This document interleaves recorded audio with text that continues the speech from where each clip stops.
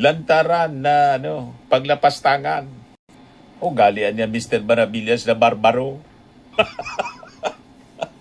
Di ba barbaric itong ginawa ni Baste Duterte? Ngayon, pinapaimbestiga siya.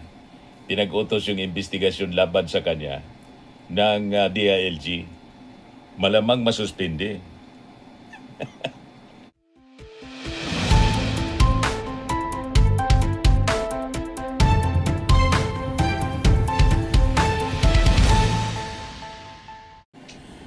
Hello po mga kababayan, si Dante Maravillas. Rimati si Baste Duterte, Mayor Baste ng Davao. Bakit niya Mr. Maravillas? Malamang masuspend. Kung hindi masuspend, baka masibak. Depende mga kababayan sa kanyang sa result ng investigation sa kanya. Bakit niya Mr. Maravillas? Ano nangyari? Naalala ninyo nang pinatambakan ng basura ni Baste Duterte yung opisina, yung harap ng opisina ng DNR? Ayon. Pinag-utos na ng DILG ang pagpapaimbestiga. Pag-imbestiga kay Baste over garbage dumping sa harap ng DNR office. Ito yung ginawa ni Baste 4 days ago. Tambak na basura sa DNR 11, kasunod ng utos ni Mayor Baste. Tambak ang basura sa labas ng tanggapan ng DNR Region 11.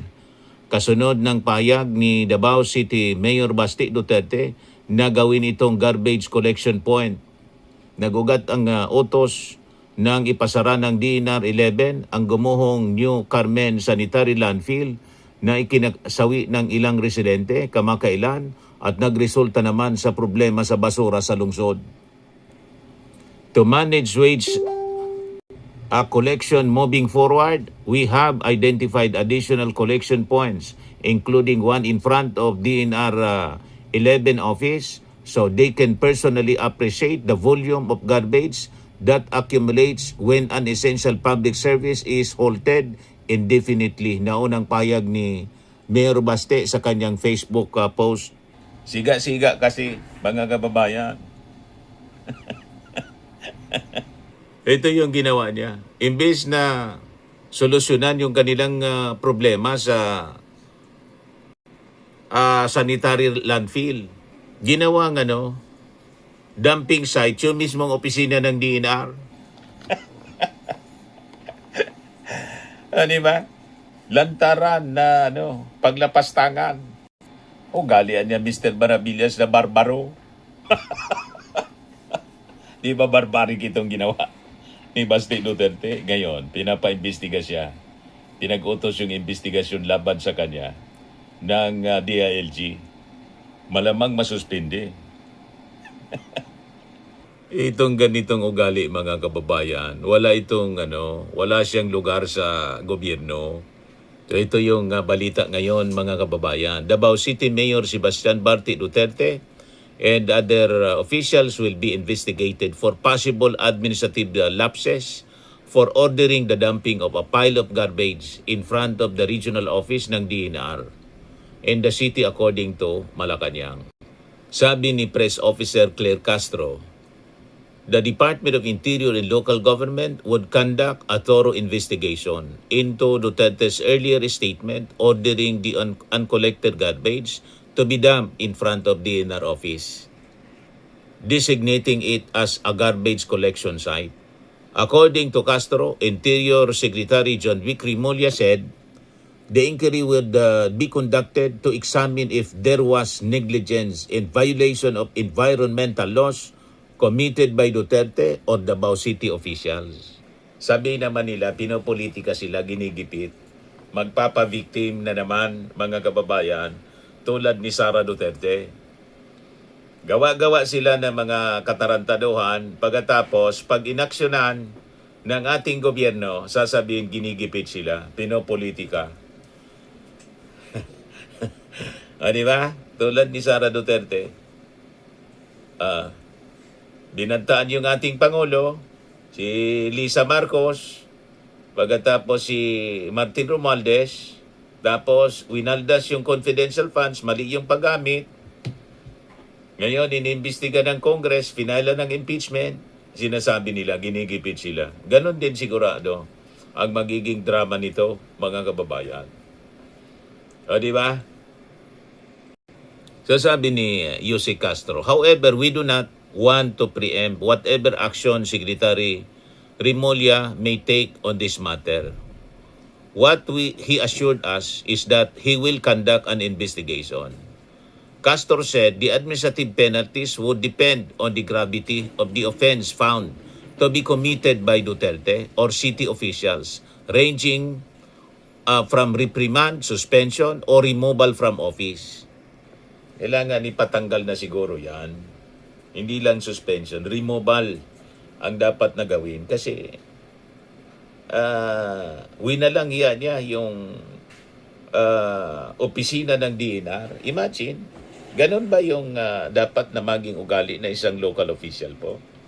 Yes, sabi nga po ni Cagayan Mayor, Cagayan de Oro City Mayor, Clarex, resign if you are tired.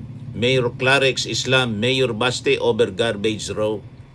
Ito, report ng Higala Headlines. Resign if you are tired, sabi po ni Mayor Clarex.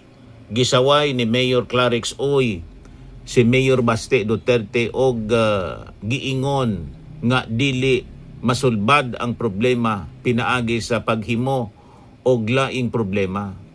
Matod pa sa mayor, kung dili na kaya ang responsibilidad sa dumala, mas maayo nga mugawa na sa pwesto aron adunay lain mga mopadayon sa serbisyo sa katawhan. Mag-resign ka na niya kung pagod ka na. Yan yun ang naging hamon ni Cagayan de Oro City Mayor Clarex. Binanatan po si Baste. Ano ba, mga kababayan? Parang hari kung umasta, mga kababayan dyan sa Davao. Hindi pwedeng ganyan. Pag local official ka, sakop ka ng batas at you're under the Department of Interior and Local Government. So pwede siyang matanggal sa trabaho bilang mayor sa posisyon. The administrative complaint against Duterte as mayor of Davao City, which is classified as a highly urbanized city, shall be filed and decided by the Office of the President under the Local Government Code of 1991. The President may also impose a preventive suspension on elective officials of not more than 60 days while their cases are being heard, provided there is strong evidence of guilt and their continued stay in office could influence witnesses or compromise records in other evidence. Castro told all leaders of local government units in the country, let us remember that you are there to serve the people, not yourselves. There should be no room for negligence. Therefore, any official who disregards their constituents or neglects their duties should be investigated, sabi po ni Jose Castro. On Monday, Malacanang criticized the Davao City government for what is described as disregard for due process in the rule of law after city officials allegedly ordered the dumping of garbage in front of DNR Davao Region office for as long as the New Carmen sanitary landfill remained closed. According to Castro, the actions of the Davao City government endangered public health and safety in violated environmental regulations. The local government is being urged to do its job and fix its landfills to ensure proper waste management, sabi po ng palace official. The illegal dumping of garbage is not only irresponsible, it is clearly an act that should not be emulated by other local government units in the country. It deserves condemnation, not applause, sabi po ni Jose Castro. Ito si Jose Castro, mga kababayan. On a different matter, yesterday the Malacanang scored the Davao City leadership for the dumping of garbage sa harap po ng DENR office. Will there be administrative sanctions or other disciplinary actions against Davao City Mayor Sebastian Duterte? Nakausap po mismo natin si Secretary John Vic Remulla ngayong araw dahil kasama po siya sa meeting kanina. Magkakaroon po ng malalimang pag-iimbestiga rito. Ano po yung possible penalties or disciplinary measures na maaring kaharapin ng isang local chief executive for violating the Solid Waste Management Act or other relevant laws? Nabanggit po ni Secretary John Vic, maaari pong mapag-usapan at matignan kung may negligence at kung mayroong paglabag sa environmental laws. Pero ayaw natin pangunahan kung ano magiging action po dito ni Secretary John Vic Remulla, pero sinigurado po niya na magpapaimbestiga po siya. Last on my end, ma'am, sa not only case Mayor Duterte, kapag po ba may ganitong klaseng cases kahit sa ibang lugar, ano po yung penalty? Suspension po ba? Depende po kasi. Depende po sa gravity ng offense na kanila na-commit. So, sa lahat na po ng mga leader, no, sa LGUs, tandaan po natin, kayo po ay para sa taong bayan, hindi pansarili, hindi po dapat katamaran o pangsarili ang iniisip. Isipin niyo po ang inyong constituents. So, sa lahat po na mag-aakto ng binabaliwala ang kanilang constituents o ang kanilang trabaho, dapat po sila maimbestigahan. So yan po mga kababayan. Meanwhile, sa impeachment ni Sara Duterte, ito na po ang progress ng mga balita, development ng mga balita. Sherwin Gatchalian orders parties to submit list of evidence, witnesses in Sara Duterte impeachment trial. Tuloy-tuloy ng pag-usad mga kababayan ng impeachment. Kahit ginugulo po ng Duterte senators ang Senado. Hindi sila obra. So ito yung utos ng impeachment court mga kababayan sa panguna po ni Sherwin Gatchalian.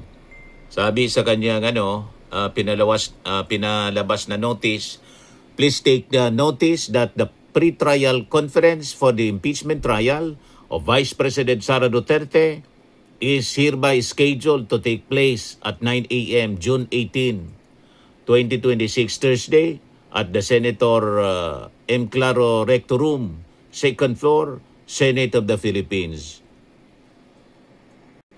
Before the Secretary of the Senate as clerk of the impeachment court, sabi po sa notice.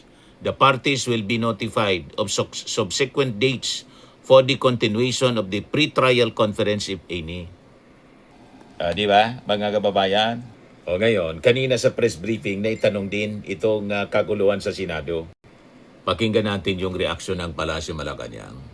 The question sa special session po with two senators claiming legitimacy in the Senate leadership issue. Is Malacanang concerned that the country is approaching a constitutional crisis? Asking that because yun po no, kung magkaroon ng special session, sino po yung susundin ng palasyo? Si Gatchalian or si Cayetano kung parehas po sila mag-i-insist. Kung sa impeachment trial naman po, both sides are claiming sila rin ang magpe-preside sa impeachment trial. So paano po yung ganitong estado? Sa mata po ng Malacanang, sa mata po ng ehekutibo, wala po tayo matatawag na constitutional crisis. Maliwanag po ang sinabi. Ang sinusuportahan po at ang nire-recognize na liderato ay ang liderato po ni Acting Senate President Sherwin Gatchalian. But if may attempt po na, let's say, harangin, yung pwede po bang mangyari yun, ma'am? Because magmamatigas sila na sa kanila dapat i-course through tong special session, for example. Kaya nga po dyan magkakaroon ng problema. Hindi sa parte ng ehekutibo, kundi sa parte ng Senado. So hindi po sila dapat nagkakaroon ng anumang gulo dyan. Kung sino po yung ni-recognize, dapat matanggap na po ng kabilang panig. Last question na lang po, ma'am. Yesterday, na-point out po yung inconsistencies sa testimonies ng 18 former bodyguards of former Congressman Zaldico. Isa po doon yung pagkawala ng pangalan ni Senator Loren Legarda doon sa listahan dahil daw po nagkamali. And even before yung previous hearing, na-point out yung mga dates and yung kay Congressman De Lima na hindi pa po siya kongresista. Sa ganito pong klaseng mga nakikitang inconsistencies, how does Malacanang characterize ito pong revelation ng 18 former bodyguards? Basura. Total, sabi naman nila, sila ay naghahakot ng basura. So, itong mga klase ng mga statements na to, na pinuna rin na bakit ang abogado nagsasalita at hindi yung 18 kargador or 18 maleta boys. Hindi po ito tatayo sa korte. Yung ganitong klase mga statements na pabago-bago, hindi po ito makakapasa sa masusing mga pag-aaral at pagsusuri ng korte. So, dito pa lamang po makikita na natin kung ano-anong klase ang mga kwento nila para makapanira lamang. Sunod na tanong mula kay Maricel Halili, TV5. Good afternoon. You said yesterday, Senator Alan Peter Cayetano said that there are two upper chambers, the Senate of the Philippines and Senate of Malacanang. Any reaction? What do you want to tell the Senator? The President said there's only one upper chamber, and it is the Senate of the Senate President, or rather, it is the Senate of the Philippines led by acting Senate President Sherwin Gatchalian. And since mukhang nagmamatigas po talaga si Senator Cayetano, na siya pa rin yung Senate President, how do you see an end to this Senate gridlock? I understand the President mentioned before that he's studying legal options to put a remedy to this issue, but from the point of view of Malacanang, how will you put an end to this gridlock? Unang-una po, may separation of powers. Ang ekotibo at ang legislative. Maganda, opo, na magkaroon ng suggestion na pumagitna ang Pangulo. Pero katulad ng sinabi natin kahapon, sa katulad po ni Senator Alan Cayetano na nagpipilit na kilalanin pa siya bilang Senate President. Katulad na nung nangyari nung nakaraan sa House of Representatives na ayaw niyang bumitaw sa pagiging Speaker of the House kahit na merong term sharing agreement. Gustuhin man po ng Pangulo. Pero kung ang isang tao ay magmamatigas, sagot na po niya to sa publiko. Sagot na po niya ito sa taong bayan. Dahil dito sa gulong to, marami po nabibinbin na bills, marami nabibinbin na resolutions, marami po nabibinbin na trabaho sa Senado. Thank you. Sunod na tanong mula kay Ivan Mayrina, GMA7. Ma'am, kagabi, the First Lady was spotted speaking to Senator Alan Peter Cayetano in an event with the Chinese Chambers of Commerce. Would you know kung ano po yung napag-usapan? Napag-usapan po kaya itong impasse sa Senado? Una-una, hindi po natin katabi sa First Lady, hindi po natin alam kung ano kanina panag-usapan, but definitely sa pagiging mabait po ng ating unang ginang, normally it's just a friendly talks na, kamustahan. The way I see it po, ganun po ang First Lady sa aking pagkakakilala. Pero walang masasabi nating politika. On another point, senators are raising the alarm over what the NBI flagged as a potential security threat to the Senate. Ang sabi po ni Senator Soto, he described it as a clear and present danger and very serious, according to Intel reports, while Senator Lacson added that it has something to do with the growing frustration within the AFP. What do we know about this and what is being done, if any? It is now being validated and it has been deferred to the proper authorities. Sa mga nagtatangka, dahil nga may nauulinigan po na ganitong mga security threats, kayo man ay senador o ordinaryong tao na nagsasagawa nito, hindi po kayo makakaligtas sa kamay ng batas.